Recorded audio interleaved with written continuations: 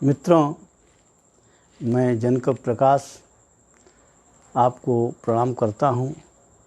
और ये गीतानुगीता जिसके बारे में प्रारंभ में मैंने बताया कि इसकी रचना कैसे हुई, अब जो है गीता एक मंदिर है। इस भव्य मंदिर में प्रवेश करने के पहले आदमी के विचार को पहले बनाना पड़ता है, मन मस्तिष्क को तैयार करना पड़ता है कि वहाँ तक पहुँचने में, गीता को समझने में क्या क्या कठिनाई पड़ेगी, कैसे पड़ेगी। तो अपने आप स्वतः स्फूर्त ये रचनाएं कुछ आ गई हैं जो गीता से अलग है और उसी से जुड़ी हुई है। प्रभु की कृपा है कि प्रभु कुछ प्रश्न उछाले हैं, मन ने कुछ प्रश्न उछाला है, तो आपके सामने प्रस्तुत कर रहा हूँ। सुनिए। देख कर प्रभुदंग, देख कर प्रभुदंग, प्रभु अलग है और हम पथ अलग पकड़े, क्या पता किस ओर भागे जा रहे हैं। प्रभु अलग है और हम पथ अलग पकड़े, क्या पता किस ओर भागे जा रहे हैं।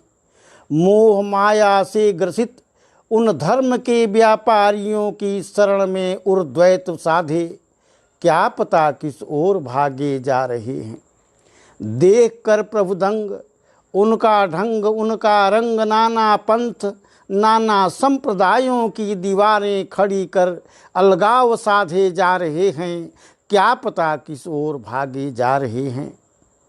पुनपि सद्गुरु स्वयं प्रभु अंतःकरण से चीख करके टोकता है, रोकता है, ठहर जा प्रिय लौट आओ, ठहर जा प्रिय लौट आओ। देख तो दृगबंद करके मैं तुम्हारे हृदय में हूँ। राह सत की छोड़ चित्त को मोड़, आखिर कौन सा आनंद पागे जा रहे हैं, क्या पता किस ओर भागे जा रहे हैं। प्रभु का ये पहला संदेश। दूसरा संदेश, आदमी कुछ बोलता है। बुद्धि की जिसकी जहाँ तक पहुँच है, बुद्धि की जिसकी जहाँ तक पहुँच है, अस्पष्टतः सीमा यही संभाव्य है उसकी समझ की। बुद्धि की जिसकी जहाँ तक पहुँच है, अस्पष्टतः सीमा वही संभाव्य है उसकी समझ की। तामसी हो राजसी हो या कि सात्विक गुणों का स्वामित्व, तद अनुकूल ही संवेद्य तथ्यों को ग्रहण कर आदमी कुछ बोलता है और उसकी समझ को तत्काल कोई सिद्ध ज्ञानी सत्य की शाश्वत कसौटी पर रगड़ कर तोलता है। इस तरह भगवान के मुख से जो निकली वही गीता कई ढंगों से गई गाई बताई, लोक में लालित्य साधे, विविध शैली भाव भाषा अर्थ बांधे, निखिल चित्त में झरे निर्झर वही गीता, या कहें गीतानुगीता, जो आपके सामने प्रस्तुत करने जा रहा हूँ। तीसरा द्वार, मन का है विस्तार जहाँ तक, मन का है विस्तार जहाँ तक है विस्तृत संसार वहाँ तक। आप, मैं पढ़ता जा रहा हूँ, इन शब्दों के अंदर आप घुसिए, भाव में जाइए, तब आपको समझ में आएगा कि आप गीता में प्रवेश करने जा रहे हैं। मन का है विस्तार जहाँ तक है विस्तृत संसार वहाँ तक, मन विस्तृत हो छितर गया जब, मन विस्तृत हो छितर गया जब, तितर बितर हो बिखर गया जग।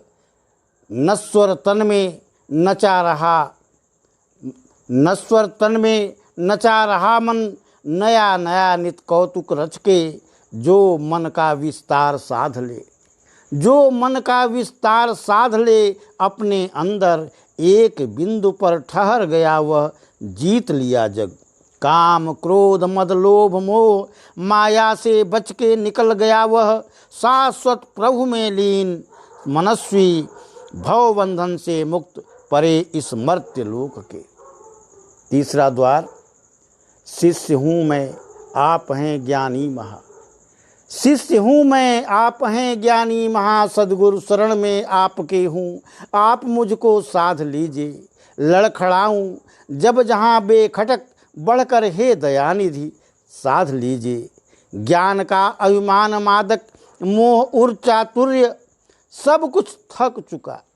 ज्ञान का अभिमान मादक मोह और चातुर्य सब कुछ थक चुका। अज्ञानतावश आपके आगे अनर्गल बात अटपट मूर्खता से पूर्ण नाहक बक चुका। अब थक चुका प्रभु थाम लीजिए स्वयं रथ की डोर को, इस छोर से उस छोर तक चलना जहाँ तक, युद्ध के उस पार पाने शांति शाश्वत। हे महाप्रभु साध लीजिए साध लीजिए। पांचवा द्वार। हे प्राणों के स्वामी, भक्त कह रहा है, भक्त अर्जुन हो, कोई हो, हम हो, आप हो, इसी देह में बचपन खेला, इसी देह में बचपन खेला, अंगड़ाई भर चुकी जवानी, और आज अब इसी देह में विवश बुढ़ापा। जगे न सोवे, हंसे न गावे, कुहुर कुहुर कर तड़पे रोवे, कहाँ चले मन चला न जाता, दुख दारुण तन जर्जर ढोवे, कहाँ गया वह छोड़ चितेरा, निपट अकेला निष्ठुर जग में। ढूंढे कैसे उसे, आँख के आगे फैला गहन अंधेरा। हे प्राणों के स्वामी, अपना दिया सभी कुछ आकर ले लो। हे प्राणों के स्वामी, समर्पण। हे प्राणों के स्वामी, अपना दिया सभी कुछ आकर ले लो। प्राणों का धन चूक गया औने पौने में, हार गया मैं, जीत गए तुम। छठा द्वार। करोगे कर्म जो, उस कर्म का फल कौन भोगेगा।